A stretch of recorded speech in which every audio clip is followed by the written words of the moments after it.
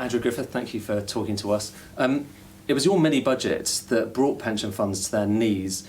Are you going to apologise? Well, what we've seen today is the Bank of England do their job. They've made a targeted and timely intervention in the market. That's their decision, but they've done so working very closely with the Chancellor. What our job is to deliver the growth plan that we set out that's going to deal with some of the underlying issues of the economy.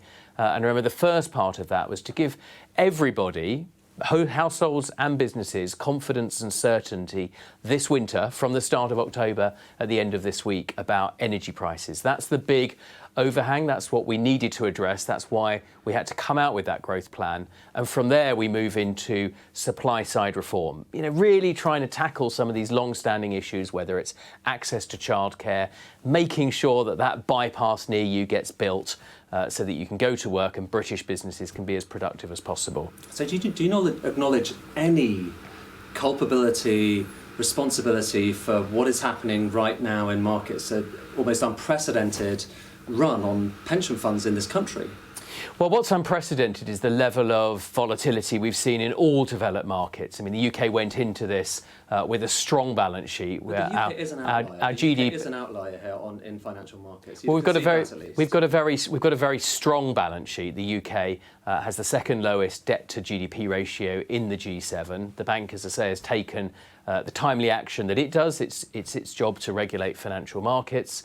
And then what the government's got to do is to provide people with that confidence. So really big interventions to help every single household with the cost of energy. If we hadn't done that, Ed, just think about what the implications would be in terms of people's confidence and their cost of living this winter. But for a lot of people, they're looking at what's happening in financial markets and they see a storm, that started with that fiscal statement last Friday. Do you not take responsibility for that? No, we both know that we're seeing the same impacts of Putin's war in Ukraine cascading through things like the cost of energy, some of the supply side implications of that, and that's impacting every major economy. And just the same, every major economy, you're seeing interest rates going up as well. So as we go to the same degree as in the UK.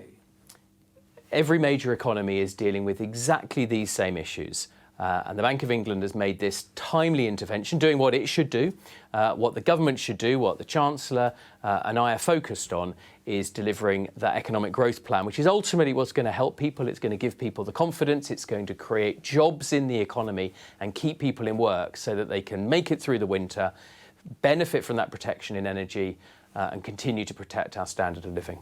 Very last question. Do you have any plans to change your plans that you laid out on Friday? For instance, lowering the top rate of tax as the IMF is concerned? We think they're the right plans because those plans make our economy competitive. At the end of the day, that's ultimately what we've got to do. What we politicians are responsible for is making the economic decisions that will drive continued growth. And you know that one of the things that's bedeviled our economy is our inability to reach that top 2.5% rate of growth. It's happened in the past. It happened before the 2008 financial crisis. We can get back to that, but we're only going to do so with the programme of supply-side reform that was embedded in the growth plan. So no change, no acknowledgement that this was partly down. So get on and deliver that plan. That's what I, the Chancellor, and my colleagues in government are focused on, is getting on, delivering that growth plan. That is what's going to allow consumers to benefit. And in the meantime, we are protecting every household and every business from the biggest macro shock out there at the moment, which is the cost of energy. We're protecting